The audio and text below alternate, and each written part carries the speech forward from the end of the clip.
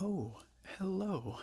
It's Nick, the ASMR nerd, and welcome to another episode of Relaxing Reviews.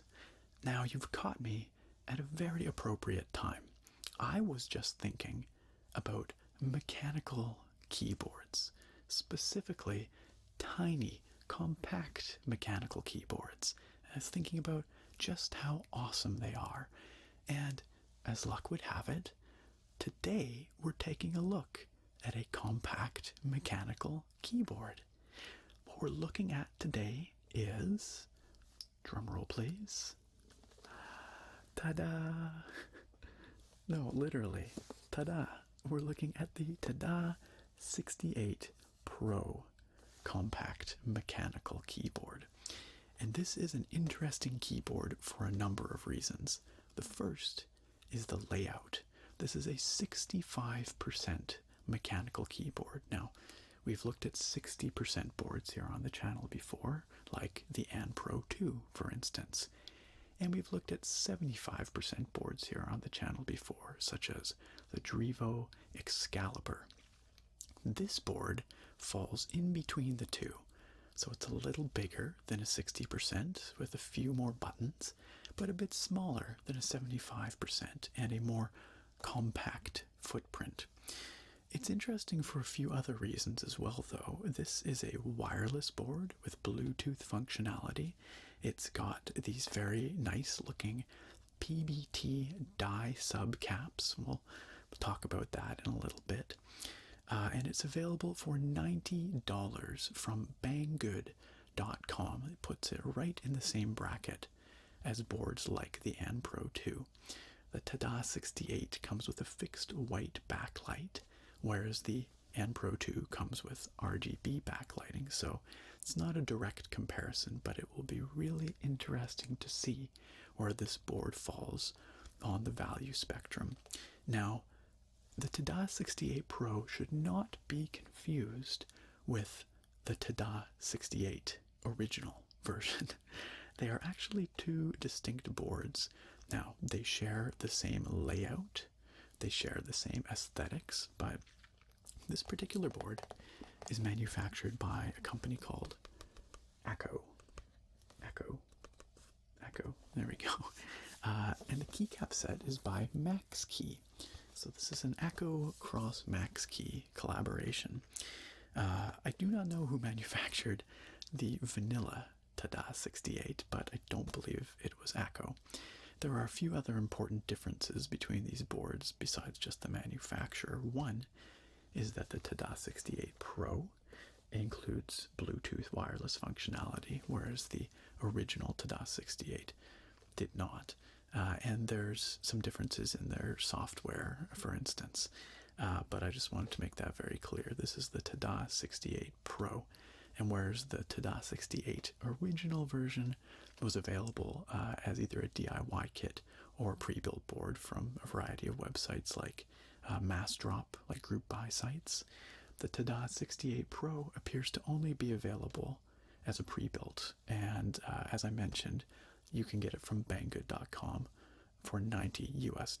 There is, of course, a link down in the video description where you can check that out if you like. And special thanks to the folks at Banggood for sending over the review sample that we're looking at here today.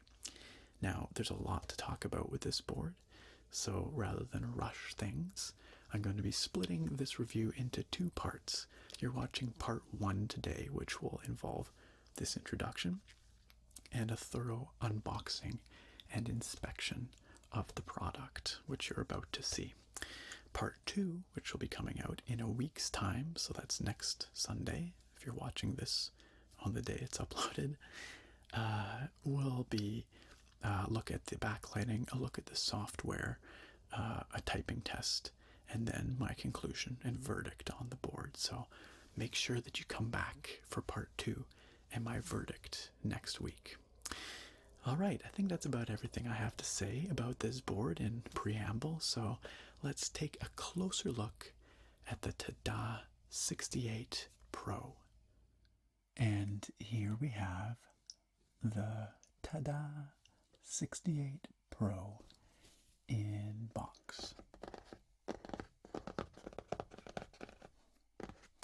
You can see it is a fairly wide and short box, or long and narrow, I guess, depending on how you want to describe the dimensions. But the important part is that there's not a lot of wasted space or anything. It says right on the front here, Echo Cross Max Key. Echo Cross Max Key TADA68. And as I mentioned, I think the Max Key is referring to the keycaps, the company that makes the keycaps. There's a sort of minimalistic stenciled image of the keyboard on the front here. Now you can see it suffered a little bit on its way over from China. Some dents, little divots and scratches here, but nothing too egregious.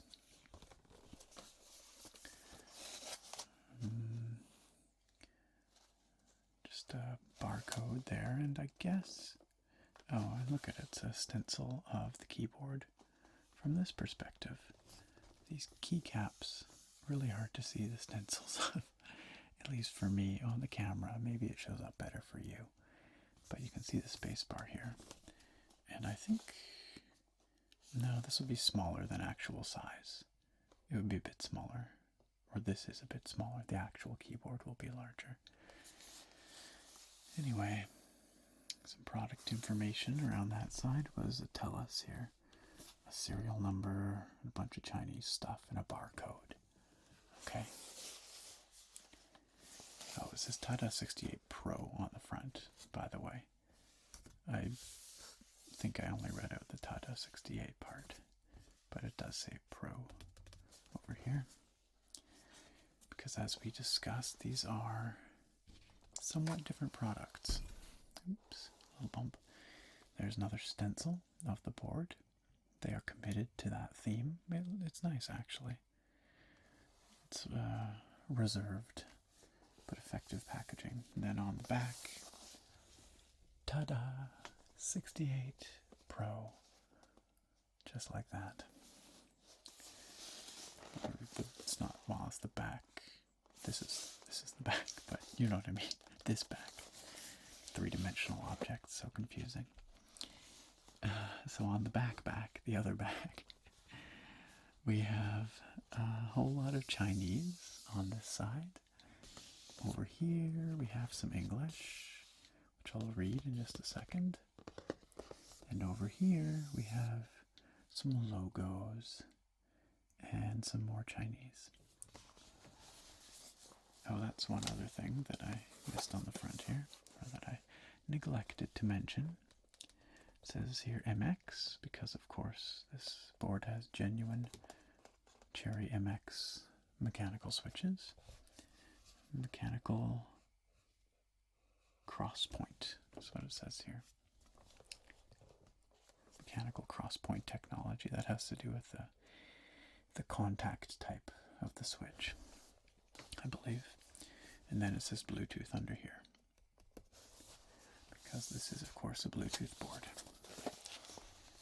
Okay, what does it read on the back here? What does it say? It says Bluetooth 3.0 dual mode, wireless and USB. Always good to see. It's able to store up to 3 devices, and you can switch between them easily with the function key. Well, that sounds like a desirable thing. Micro USB spot. It says right here. Micro USB spot. Micro USB plug or slot, maybe. That's what they're looking for, but making it easy to source the right cable. That is true. You know, I prefer to see a USB-C connector these days just because it's reversible and I like that. And more things are trending towards USB-C. It's the connector of the future, if you will.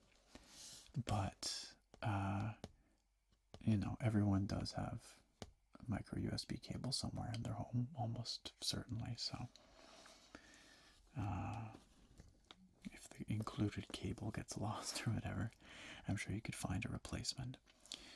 1200 milliamp hour lithium battery, allowing you to use the keyboard for up to 15 days without backlit in wireless mode.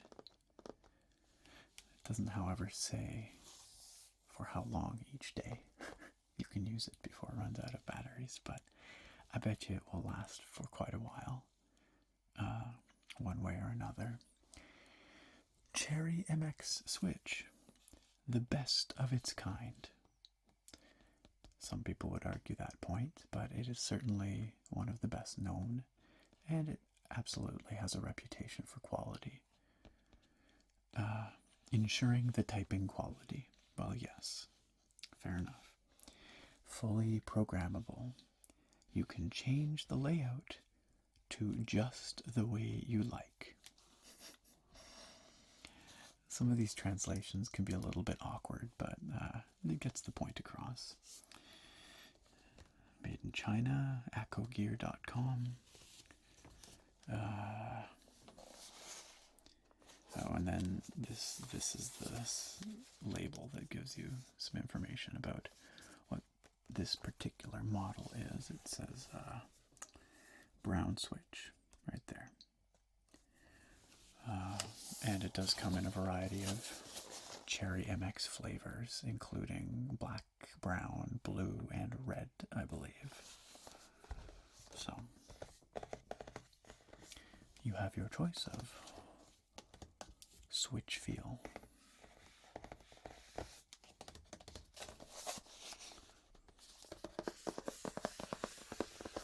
Overall, the box material is a sort of a matte cardboard that looks really nice. This kind of graphite color with a kind of orangey gold text. I guess it's orange. Says the colorblind guy. I think looks really sharp. It's a very kind of reserved, professional look. Overall, very nice exterior packaging. Certainly gets the job done, and then some, without being too garish or gaudy. Let's open it up.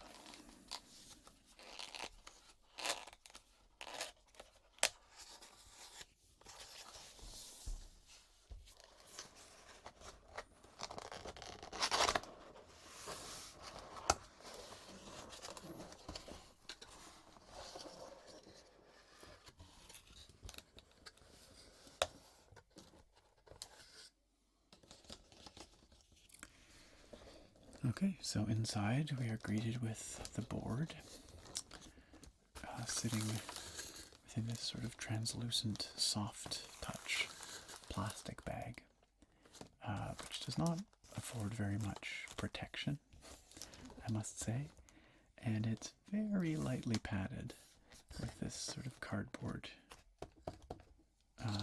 buffer all the way around on all four sides. I don't have a lot of confidence that this would protect it from a big hit, but it looks okay in our case. I do prefer to see, you know, a bit of actual foam in there, some styrofoam or some packing foam, but everything appears to be intact. And then over here, a little package of accessories, presumably the cable, probably, if I had to venture a guess, a keycap puller. So let's take that out, if we can.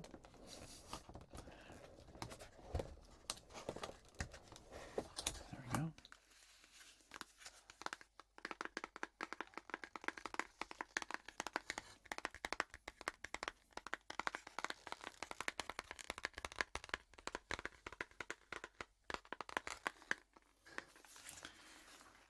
Open that up in just a second. Actually, no. You know what? Let's open it up now. As is tradition, we'll leave the board for a moment. Deal with the pack-ins first. Got to build up to the main event, right?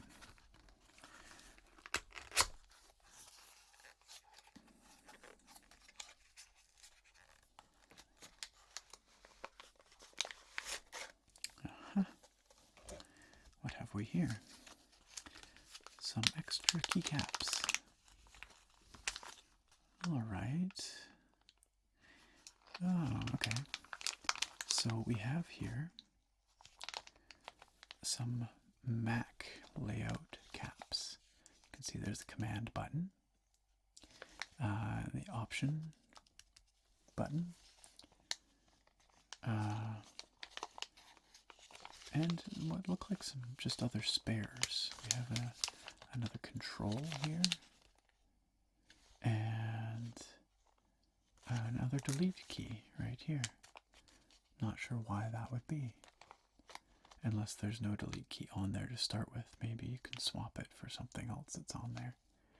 We'll find out in a moment. I think there is a delete key on it though. I think the layout does have a delete. Anyway, and then, this is kind of fun. We've got just this red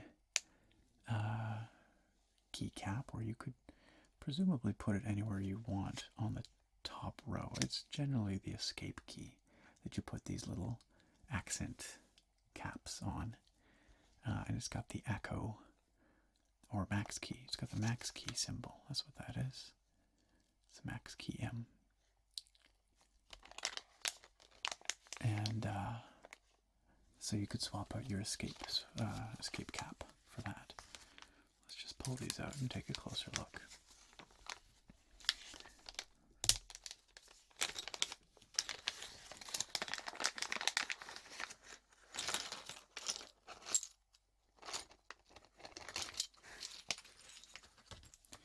This is slightly spoiling the main event because, you know, we're getting a preview glimpse at the caps here, but they make nice sounds, don't they?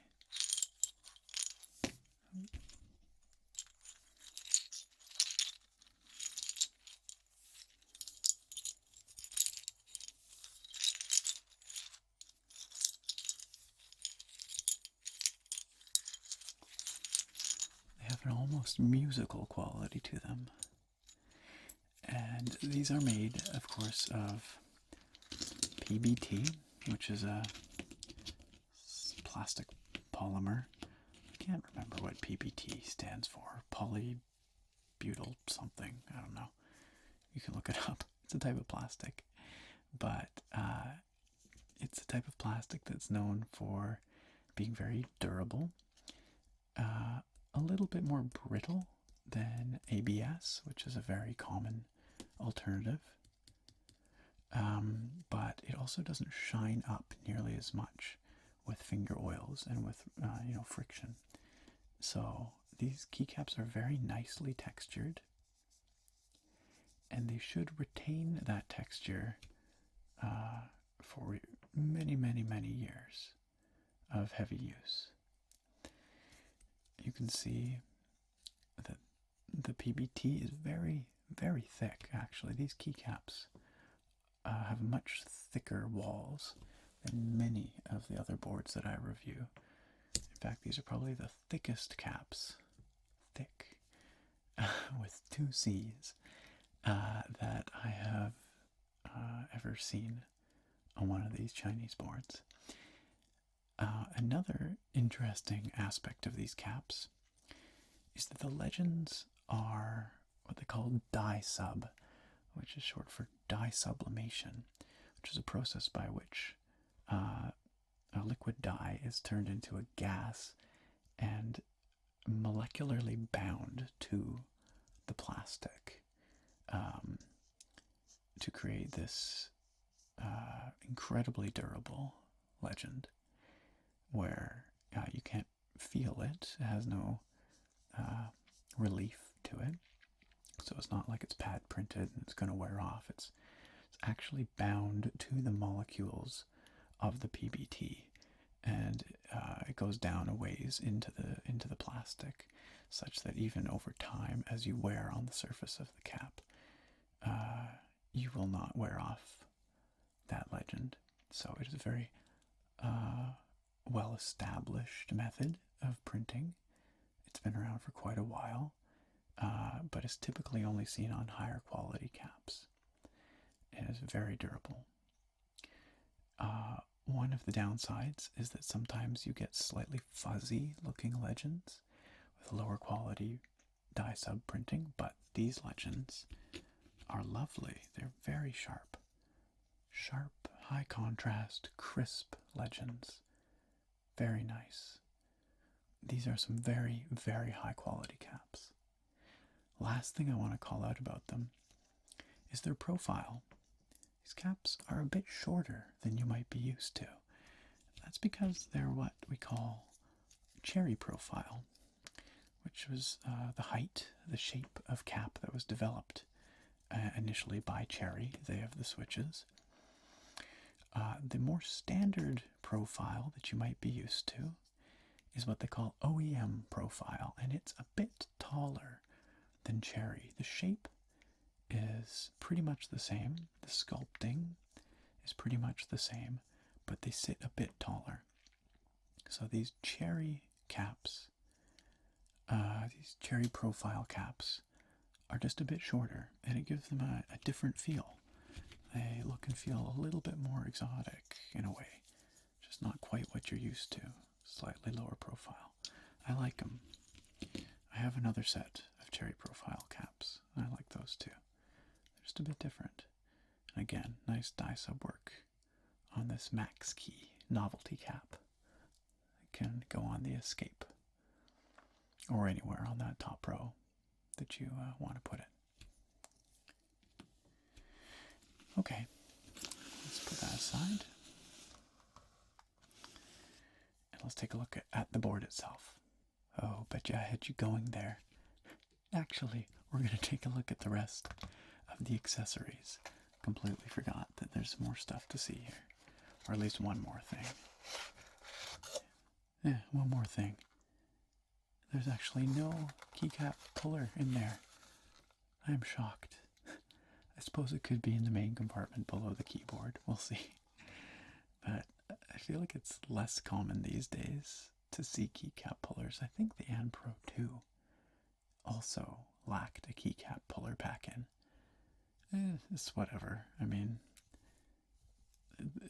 it's hardly a value add, these, really, but I kind of like seeing them in there. I don't know. I don't know why they've stopped including them. Anyway, here we have a very nice, very heavy, braided USB cable. USB 2, no doubt. And it is a connector to a micro USB connector. Just like the package foretold. No special sculpting or logos, so it's just a generic thing. But it looks nice. It looks pretty long. It's got a ferrite choke. But the real thing that's striking me is just, again, this is very thick. It is really nicely braided. Sometimes you get these braided cables that feel a bit scratchy, kind of low quality. Not the case here. This feels just as nice as anything I get on a board from, you know, Razer, Corsair, whatever. Any of those big names. Logitech. So, really nice USB cable, and it looks to be of pretty decent length. I would say a meter-ish, 3 feet perhaps-ish, 3.5. So, zero complaints there, other than, you know, I prefer to see the USB Type-C as opposed to the micro USB. But they both have their benefits and drawbacks at this point, since we are still transitioning from micro USB to USB-C as the common connector standard. So, anyway, it is what it is, but nice braiding, for sure. Okay, now we're going to look at the keyboard.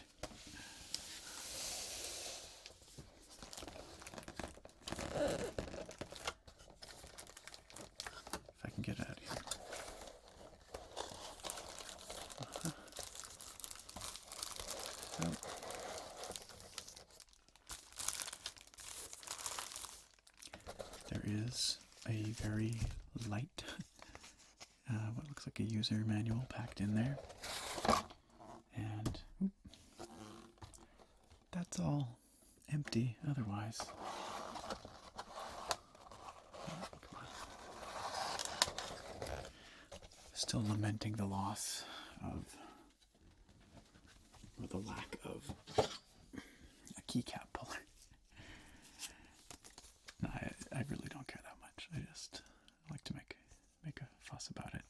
So this looks like a little quick start guide.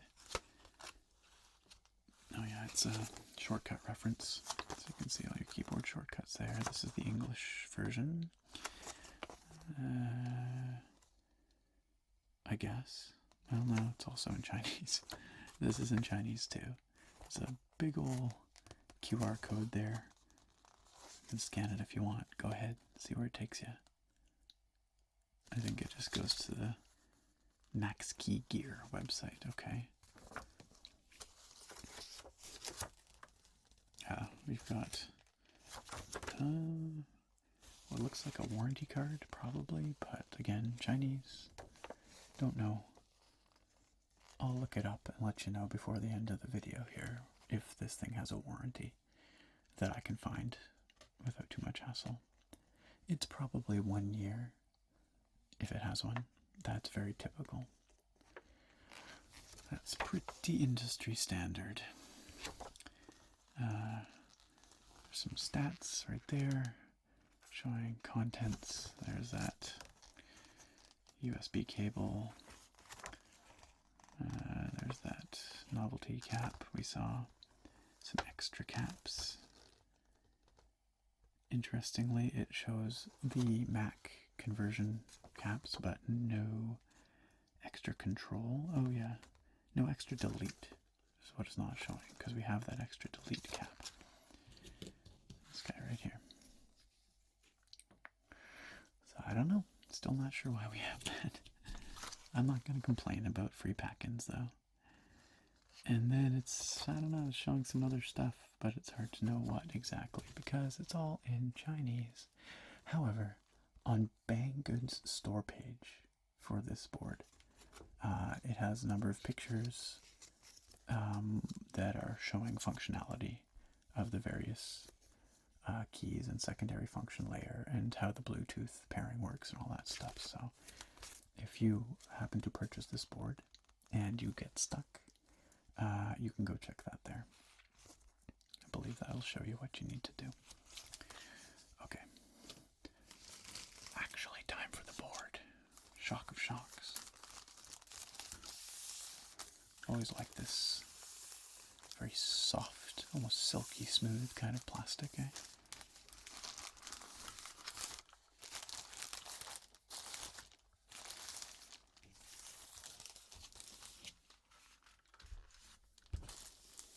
I don't think it affords the board any real protection, certainly not from bumps or bangs, but it looks nice.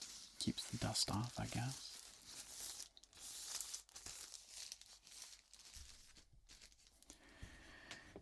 Okay, and here we have the TADA68 Pro. Of course, the Pro. First impressions, very positive, at least based on the look and the feel. I love this retro aesthetic. I know that it is of a certain time and place, and I know it's not going to be for everyone. It looks very late 80s to me. It reminds me of the old IBM Model M clone keyboard.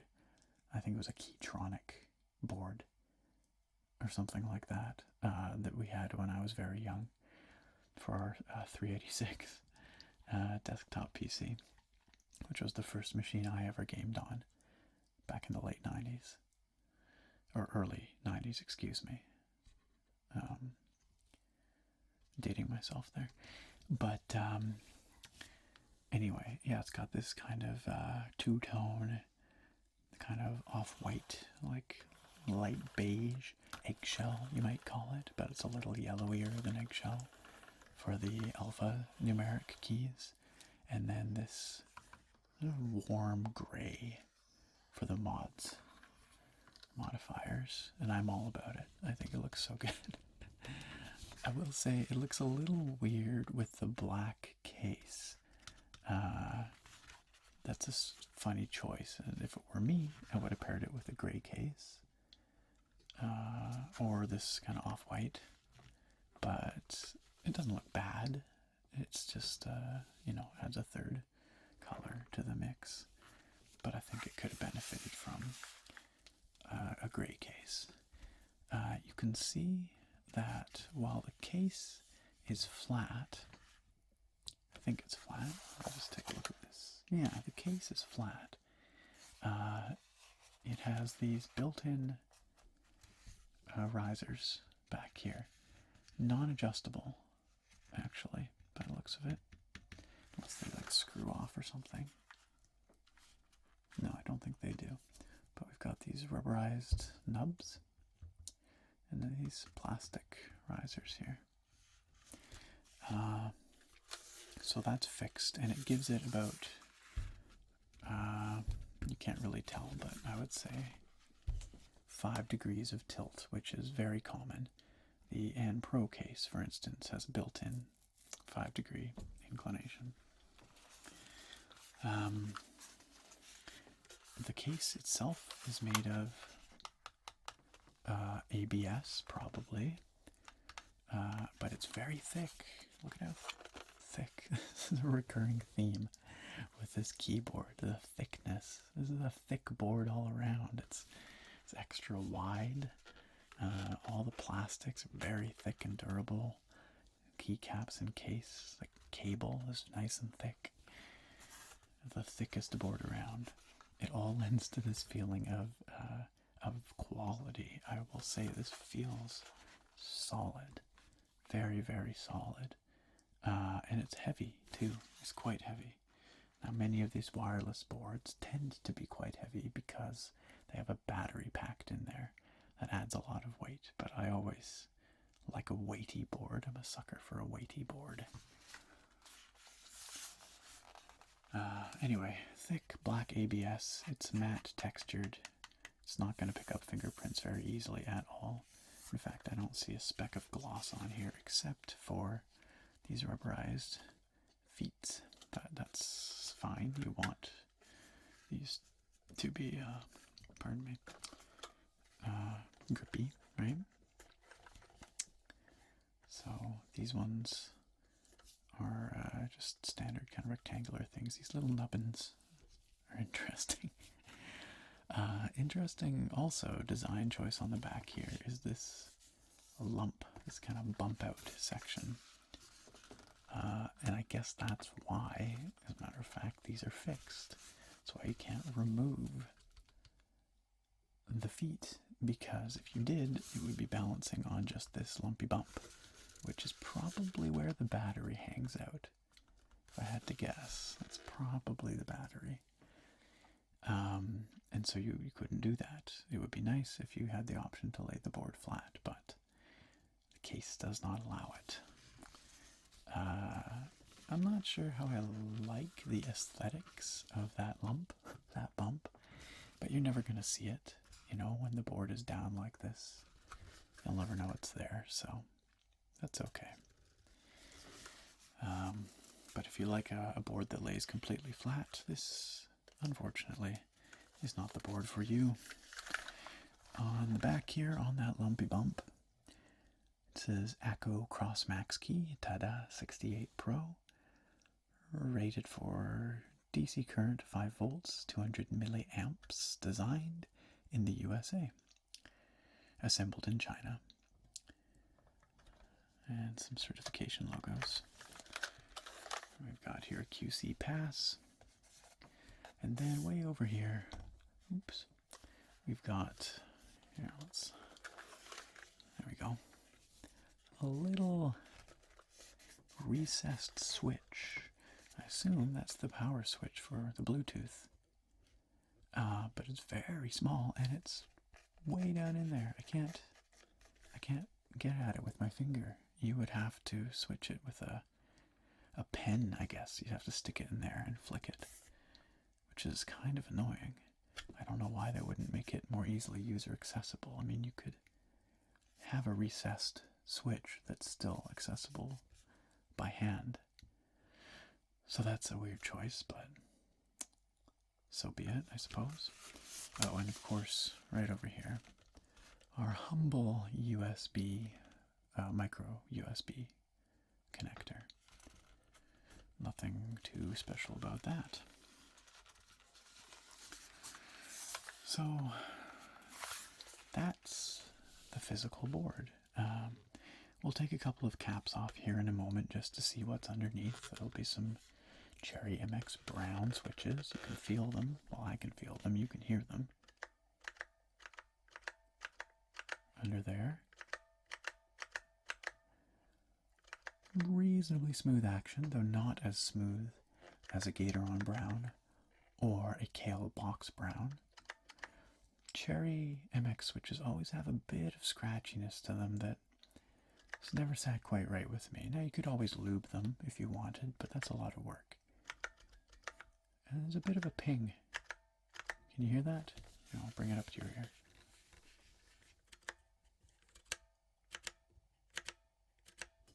It's a bit of a ping. And that's probably because there's a metal backplate underneath these switches. If I had to guess, that's also going to be contributing significantly to the weight. Sometimes that can transduce vibrations and ring a little bit and provide that ping after depressing the switch. So we'll look at the switches, we'll look at the stabilizers in just a second, but really what I wanted to do here is draw your attention to the layout. The layout, which is really the selling point of this board, isn't it? It's quite unique. We've got a 65% layout here, as we've discussed at the introduction. And what that means is that we get these over here. In fact, we have an extra 1, 2, 3, 4, 5. And then we have one extra key along here because normally these keys are the same size as these keys, and you get 4 of them over here. But now these have been reduced to a 1U size, and you get 5 of them as opposed to 4. So that gives us one extra key over here. And then the right shift has also been shortened a little bit to allow an extra key right here. So we have a total of 7 extra keys. 1, 2, 3, 4, 5, 6, 7. And that gives us a total of 68 keys across the board, as opposed to 61 keys on a standard 60% board. So you got that? 60% board, 61 keys. 65% board, 68 keys. The math doesn't work out quite right, but it's close enough.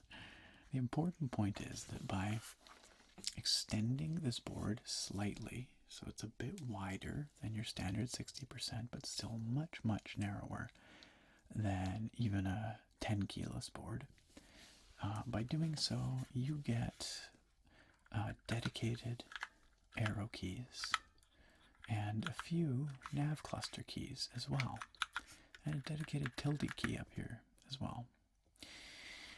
The dedicated arrow keys are the real draw for me, and I'm hoping that well, that's not true, not just dedicated arrow keys.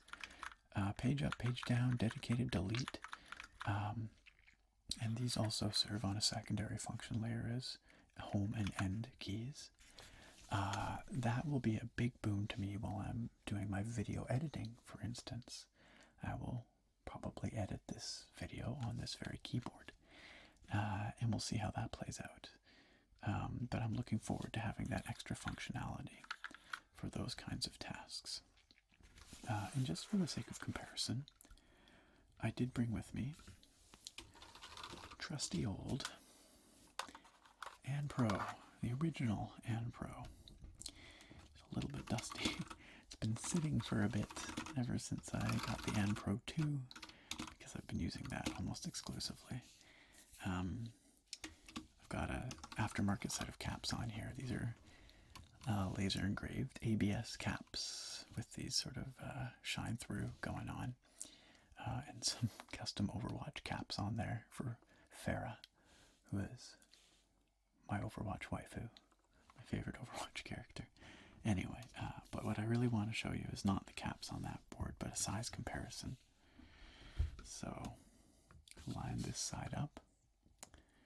And it's a little hard to tell because of the perspective on the camera, but you can see that we stick out exactly one row of keys on the 65% board. So you're gaining less than an inch off this side, and it's giving you all that extra functionality. So that's not too bad, right? I can switch positions here just to make it a little more apparent what's going on. Shift them over a bit. There you go. Again, the perspective makes it look like more, but really it's not that much. It is less than an inch. I'd say it's about 3/4 of an inch, maybe a bit more, but it's not that much more. So, thank you for your service, and Pro. Back you go. So that's the layout situation. Let's pop off a couple of those caps now and take a look at what's underneath. Let's grab our handy dandy wire keycap puller. It did not come in this package, but that's fine. And let's take off, we'll just do one of these arrow keys down here.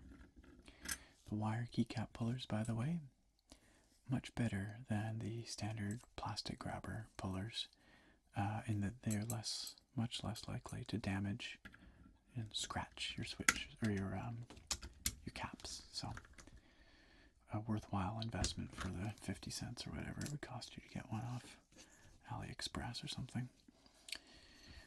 So, as one might expect,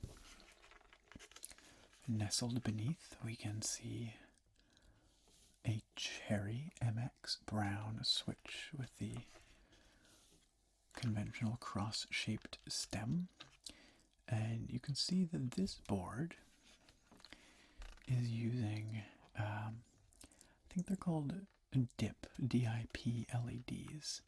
These little hemispherical ones that sit on the switch, in contrast to what you may have seen on other boards, SMD LEDs, surface mount device LEDs, which actually sit below the switch on the PCB, on the printed circuit board. So SMD LEDs are mounted on the surface of the circuit board, and they shine through the keycap housing and provide a sort of distributed light that shines through that housing.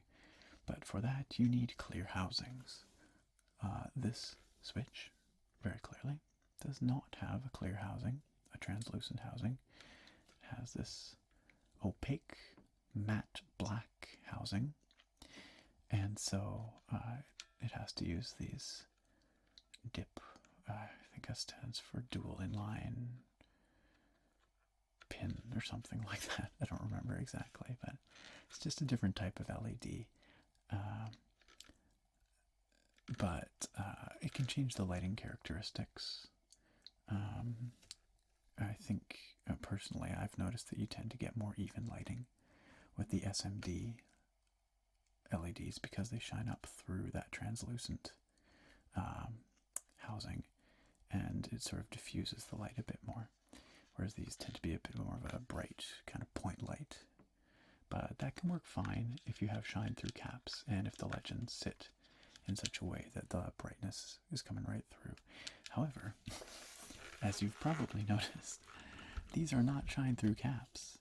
Not at all. These are actually, like I said, dye sub caps. And so there is no light transmission through the keycaps, which is a very interesting choice for a backlit keyboard, isn't it? because I don't know that you're going to be able to read the legends, even with the backlight on, which begs the question, what's the point of the backlight?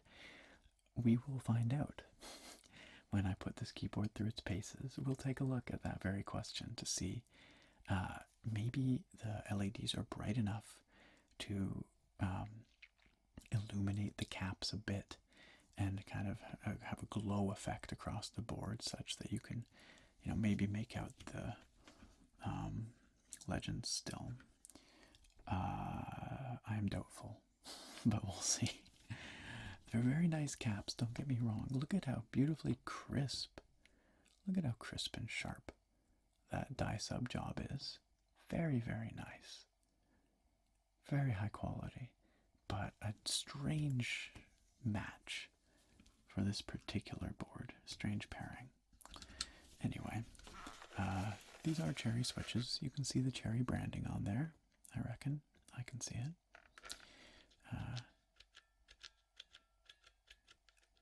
Minimal wobble, not too much stem play. A little bit scratchy, as I mentioned, but that's just how Cherry switches seem to be. And I think you can see underneath there a steel backplate shining in the light there. Looks like a brushed steel.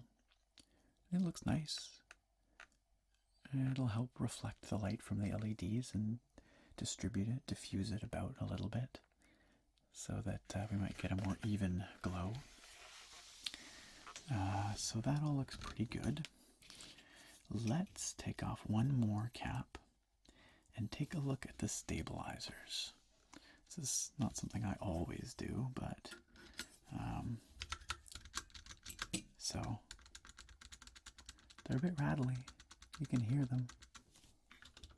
Oh yeah, definitely. You hear that? Listen, wait. Oh, it's not doing it anymore. There. We have ourselves a squeaky space bar.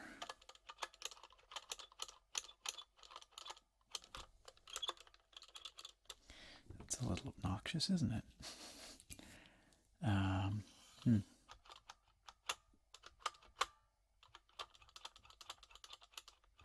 It's only when you press on certain parts of the space bar. But it's still not very pleasant sounding. Also very rattly. I wonder if that's the kind of thing that's going to work itself out as I use the board and type on it. We will see if that squeak persists. Now, you probably could get rid of that with a bit of lube. You could lube the stabilizers because that's almost certainly where the squeak is coming from. It's not the switch itself, it's the stabilizers on either side. You could lubricate them up, and I bet you that would deal with it right away. It would also help a little bit with the rattliness and just the wiggle.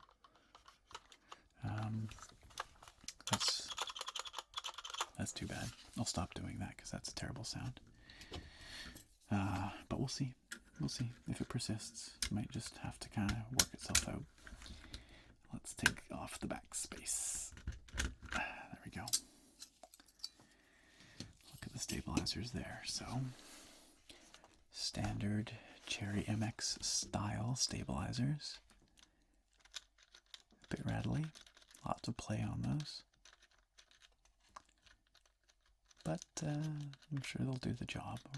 They seem to be doing the job. Let's see if I can get this space bar off here, because I actually just want to look underneath. Let's give it a shot. Have to take off the keys on either side.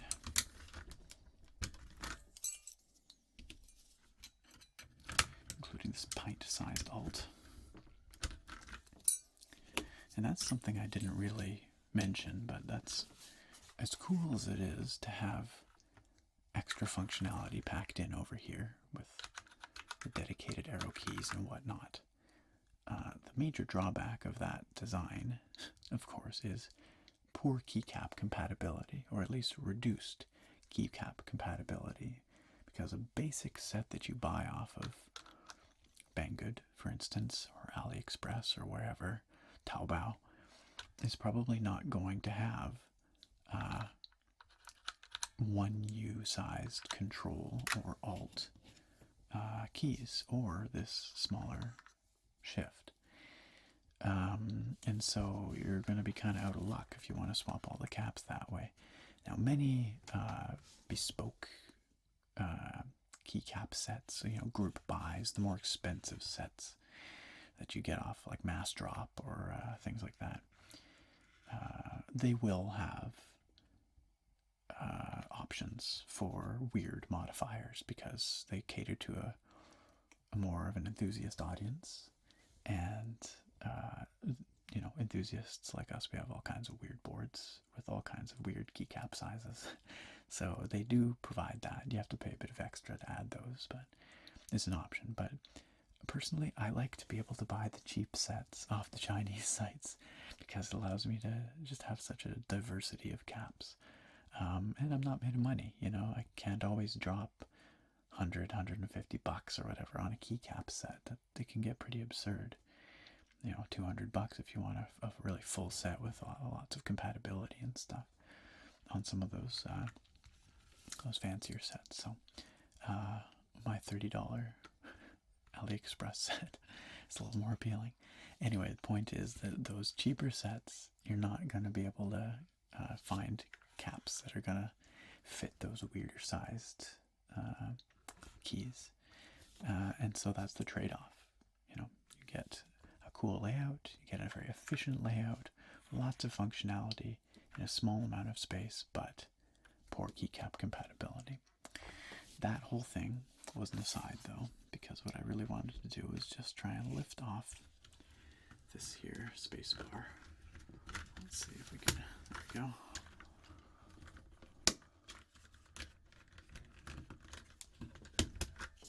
Ta-da. And underneath, oh, that's cool. Look at that. The PCB is white, for starters. You can see that underneath that brushed metal backplate. And it actually has a Max Key logo. And it says Echo Cross Max Key. It's been printed right on the PCB there. Hopefully you can see. There. Logo over here, Echo Cross Max Key over there. It's kind of cool looking. It's pretty standard that you'll see the logo printed on the PCB under the spacebar. The An Pro 2 does it. Many others will as well. But the white PCB looks nice, actually, down there. Of course, you'll never see it unless you take off this backplate. Anyway, there are the stabilizers. The offending squeakers. It's definitely not the switch. Switch has a ping to it, no squeak. It's those stabs, as they call them. Again, quite loose. But you could definitely loop those up to get rid of that squeak. Anyhow, just wanted to take a peek down there. The rattliness could maybe be addressed by trimming them as well. When the stabilizers, they have little plastic spurs underneath that when you depress the switch or the key, the little plastic spurs kind of bottom out onto the PCB, and they make a kind of a clacking sound and feel. And I don't know why they make them that way, honestly. It's a great question, but anyway, you can clip those off to give them a slightly nicer feel when you depress them. But anyway, we're not going to do any of that here today. As a matter of fact, we have looked at this thing upside down, backwards, and forwards. I think it's time to test it out now. So that, my friends, I'm going to save for part 2 of the TADA68 Pro review. So make sure you come back for part 2. It will be up in a week's time, next Sunday, from the time of upload here. Of course, if you're watching this much later, it's already out. But you can search it, just it'll be on my channel, TADA68 Pro Review Part 2. And in it, we will take a look at the LED backlighting on here. We'll see how these opaque keys illuminate with the backlight, whether it's really as strange a fit as it seems. We will test out the software, because this board does come with software and claims to be fully programmable. We'll find out if that's functional. Often the software is a bit janky, but maybe we'll be pleasantly surprised. And of course, I will take it for a spin with the typing test so that you can hear what it sounds like and see how it functions. And then at the end, we will reconvene for the summary of the pros and the cons of the board and my final verdict. But that will all have to wait until next week.